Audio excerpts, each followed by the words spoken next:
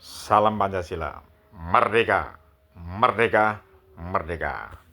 Yuk kita dengarkan sama-sama, kita dengarkan baik-baik bagaimana penjelasan Bapak Sekjen PDI Perjuangan, Bapak Hasto, ya, terkait pelemahan KPK yang dilakukan oleh Bapak Joko Widodo, Presiden RI ke-7, untuk melindungi Gibran dan Bobi selama menjadi wali kota. Dengarkan setelah ini. Terima kasih seluruh masyarakat Indonesia yang saya cintai dan banggakan. Cerita ini diawali pada tanggal 7 Mei 2024 ketika saya menghadiri pidato pemilu dan jalan kebudayaan yang disampaikan oleh Prof. Sulistyowati di UI. Di situ saya bertemu dengan Bapak Novel Baswedan, Pak Rocky Gerung, dan tokoh-tokoh civil society lainnya.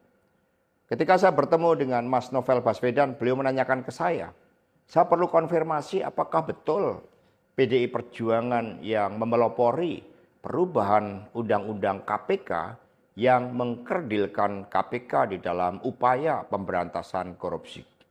Saya katakan dengan tegas kepada Mas Novel Baswedan saat itu, inilah kalau ada hal-hal yang buruk oleh Presiden Jokowi selalu dilimpahkan kepada PDI Perjuangan dan juga Ibu Megawati Soekarno Putri.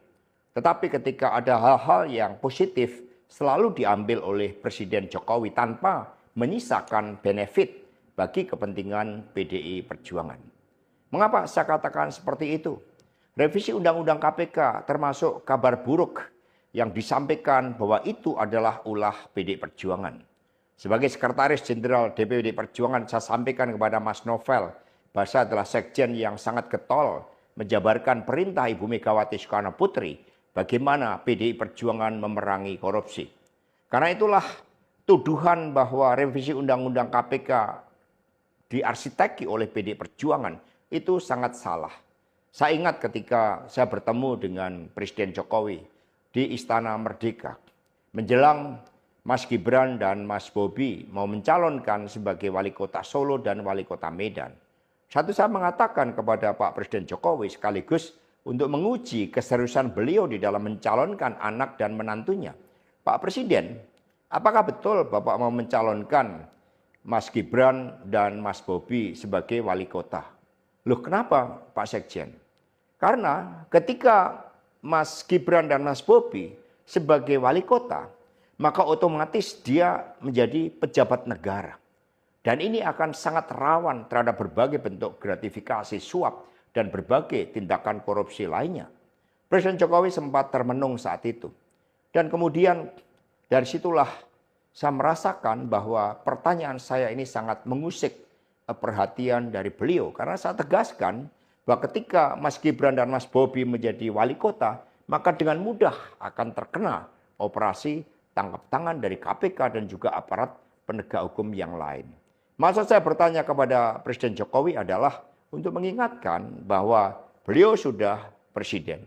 Buat apa kemudian anak-anaknya harus menjadi wali kota dan itu mengandung suatu risiko-risiko politik mengingat presiden juga berhadapan dengan begitu banyak pihak-pihak yang selalu mencoba berhadapan dengan Bapak Presiden. Tetapi beberapa saat kemudian saya menerima salah seorang menteri.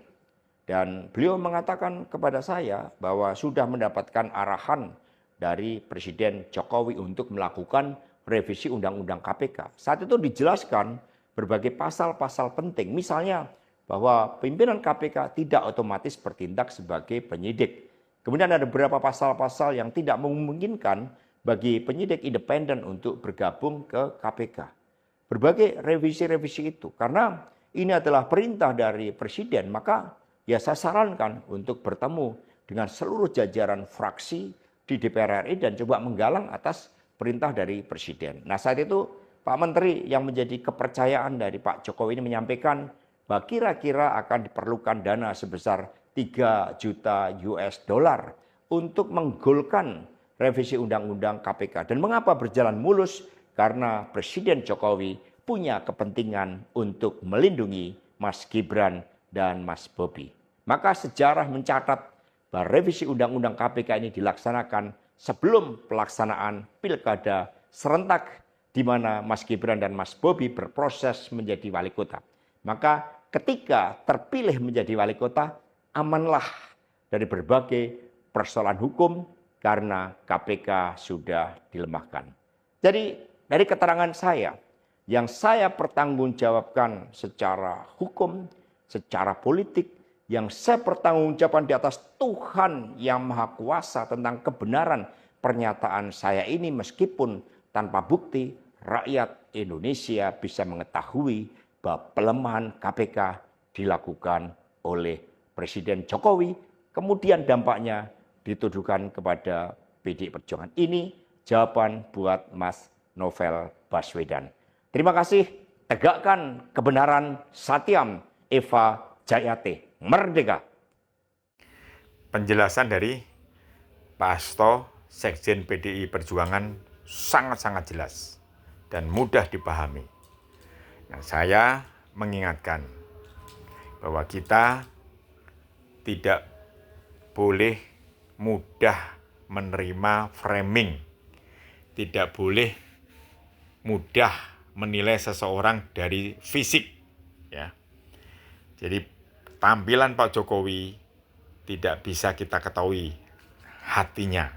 Mereka hanya menampilkan sesuatu yang baik, tetapi hatinya, keinginannya kita juga tidak tahu, ya. Tapi dengan kita mendengar penjelasan Pak Hasto, kita tahu bahwa Pak Jokowi itu selalu berpikir kekuasaan untuk keluarganya. Salam Pancasila, merdeka! Merdeka! Merdeka!